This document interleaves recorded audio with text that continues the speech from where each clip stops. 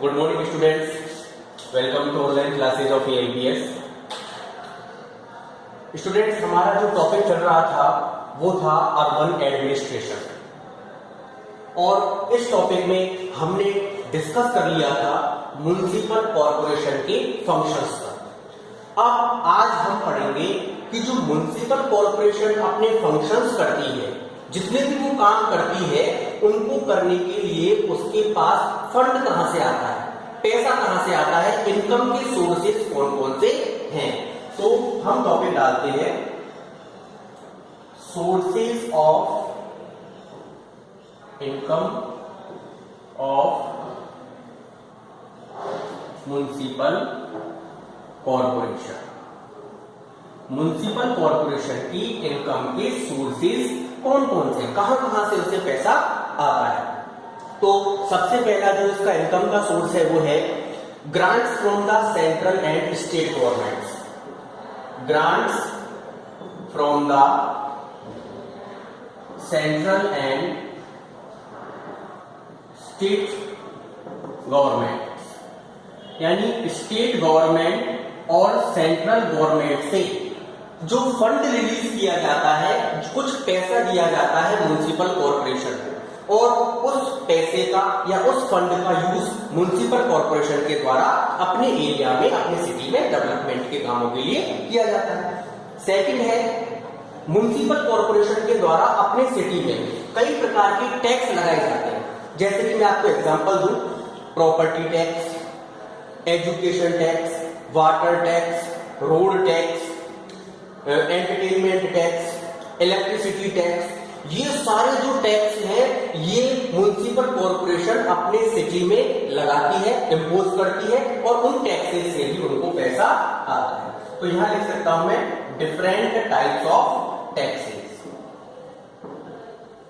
Different type of taxes, अलग अलग तरह के टैक्सेस से म्युनिसिपल कॉर्पोरेशन को फंड आता है, पैसा आता है। थर्ड, तीसरा इनकम का सोर्स क्या है कि जो सिटी के अंदर रोड्स होती हैं, रोड्स का जो नेटवर्क होता है, वहां पर व्हीकल्स को चलने के लिए टोल टैक्स देना पड़ता है, और उस टोल टैक्स से भी म्युनिसिपल कॉर्पोरेशन की इनकम होती है।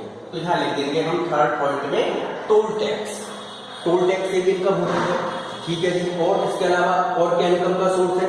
अगला है income from the sale of land owned by the corporation. Income from the sale of land owned by the corporation. Municipal corporation की जो जमीन होती है, उसको बेच करके जो पैसा उन्हें मिलता है, वो भी उसकी इनकम का एक सोर्स होता है, जिसे वो अपने अलग अलग फंक्शंस को परफॉर्म करने में काम में लेते हैं। इसके अलावा for issuing birth and death certificate, for issuing death and birth certificates. Death और बर्थ सर्टिफिकेट क्या होते हैं बच्चों? जब कोई भी बच्चा जन्म लेता है तो उसका बर्थ सर्टिफिकेट बनवाना होता है, और जब किसी की डेथ हो जाती है तो उसका डेथ सर्टिफिकेट भी बनवाना होता है, और ये दोनों ही काम होते हैं म्युनिसिपल कॉर्पोरेशन के।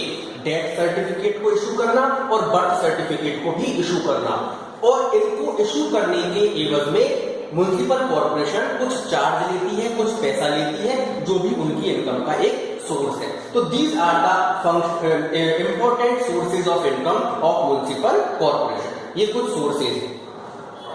इसके बाद अगला टॉपिक जो है, जिसे हम आज डिस्कस करेंगे, वो टॉपिक है सब कॉन्ट्रैक्टर्स। सब कॉन्ट्रैक्टर्स क्या होते हैं? सब कॉन्ट्रैक्टर्स, देखिए कभी कभी क्या होता है, म्युनिसिपल कॉर्पोरेशन जो है वो प्राइवेट ऑर्गेनाइजेशन के साथ पार्टनरशिप करती है। सपोज कीजिए कोई काम है, वो बहुत बड़े एरिया में करना है, लार्ज एरिया में करना है, और उस काम को परफॉर्म करने के लिए जो म्युनिसिपल कॉर्पोरेशन है वो पार्टनरशिप करती है किसके साथ? प्राइवेट बॉडीज के साथ, प्राइवेट ऑर्गेनाइजेशन के साथ, प्राइवेट कंपनीज तो मैं आपको पढ़ के सुनाता हूं। Sometimes the municipal corporation seeks partnership with private organization in areas that are too large for them to handle. ऐसे एरिया जो बहुत बड़े हैं और उन्हें हैंडल करना म्युनिसिपल कॉर्पोरेशन के कैपेसिटी से बाहर है, तो ऐसे एरियाज में वो फंक्शनिंग करने के लिए प्राइवेट ऑर्गेनाइजेशन के साथ पार्टनरशिप करती है। एग्जाम्पल दे दिया, जैसे during peak summer distribution of electricity is handled by some private companies.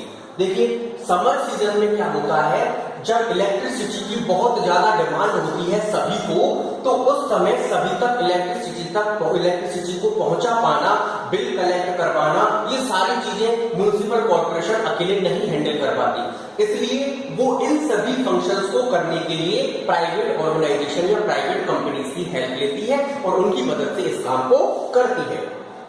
इसके अलावा कोई रोड बनाने का काम है ना, कोई रोड बनने वाली है, बहुत बड़ी रोड बनने वाली है, हाईवे बनने वाला है, तो उसको बनाने के लिए भी प्राइवेट ऑर्गेनाइजेशन और प्राइवेट कंपनीज की मदद ली जाती है और उनके एवज में उनको क्या दिया जाता है, या तो उनको पैसा दिया जाता है या फिर कुछ साल तक उस रोड पर टोल टैक्स कलेक्ट करने की परमिशन दी जाती है कि आप रोड बना करके दे दो और इतने साल तक आप इस पर टोल टैक्स ले सकते हो, हम नहीं लेंगे। तो इस तरह से जो बड़े बड़े टास्क हैं, बड़े बड़े जो काम हैं, उनको करने के लिए म्युनिसिपल कॉर्पोरेशन कुछ कॉन्ट्रैक्ट करती है, कुछ प्राइवेट ऑर्गेनाइजेशन के साथ, प्राइवेट कंपनीज के साथ, जिससे उस काम को इजीली किया जा सके।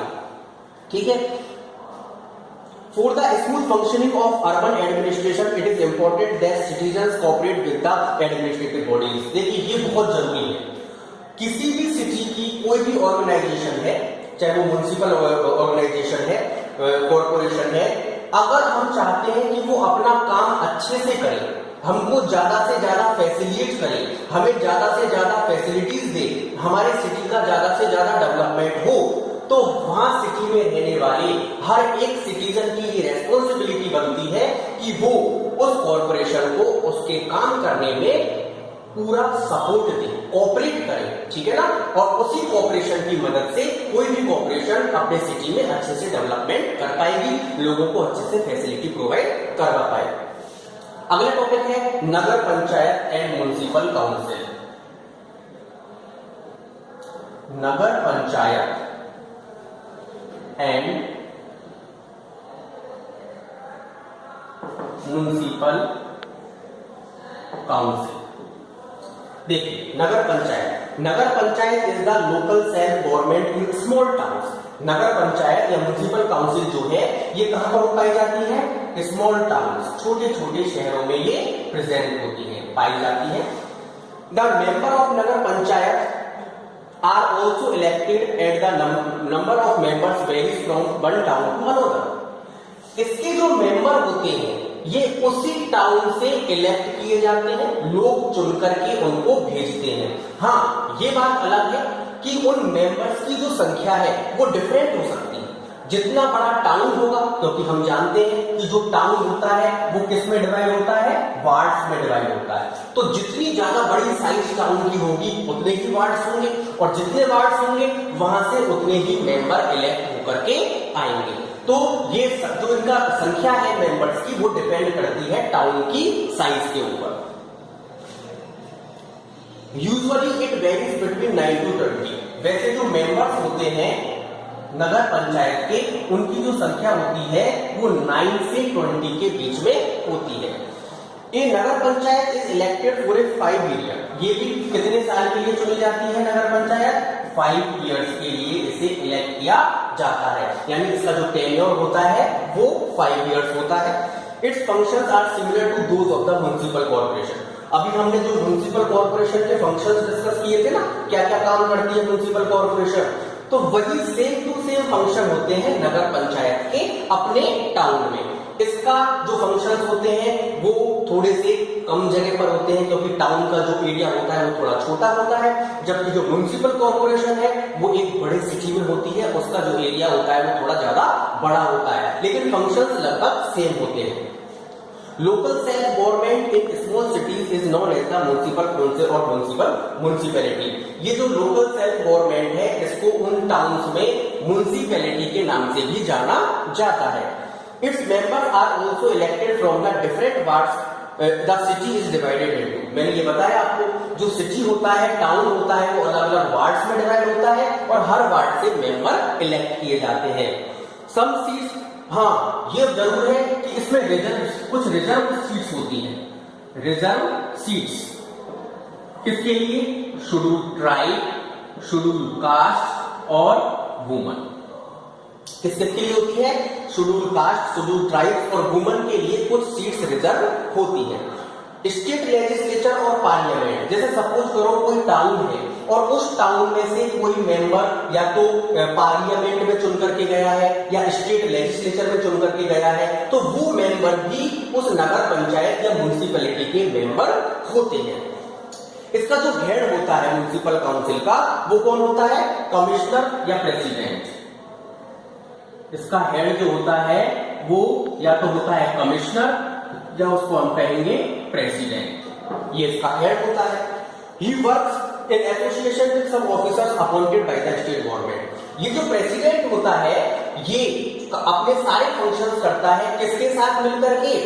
उस ऑफिसर के साथ मिलकर के जिसे स्टेट गवर्नमेंट अपॉइंट करती है। यानी स्टेट गवर्नमेंट अपनी तरफ से जो ऑफिसर्स अपॉइंट करती है उनके साथ मिलकर के कमिश्नर या प्रेसिडेंट फंक्शन करता है, काम करता है। और इसके फंक्शंस वही होते हैं जो म्युनिसिपल कॉर्पोरेशन के फंक्शंस होते हैं जिन्हें हम डिस्कस कर चुके हैं। अगर आपसे पूछा जाए कि नगर पंचायत या म्युनिसिपल काउंसिल के फंक्शंस क्या क्या है, तो आप एज इट इज वही फंक्शंस इसमें लिख सकते हो जो हमने म्युनिसिपल कॉर्पोरेशन के फंक्शंस डिस्कस किए थे। तो आज हमने डिस्कस किया है बेटा, एक तो म्युनिसिपल कॉर्पोरेशन के इनकम के सोर्सेज के बारे में हमने डिस्कस किया है और दूसरा हमने डिस्कस किया है नगर पंचायत और म्युनिसिपल काउंसिल के बारे में। आपका जो रिमेनिंग चैप्टर है बस वो नेक्स्ट बार आपका ये खत्म हो जाएगा। अच्छे से सारी चीजें नोट करना और जो इंपॉर्टेंट पॉइंट्स है उनको रिवाइज करना और ये आपको लर्न करना है। Thank you.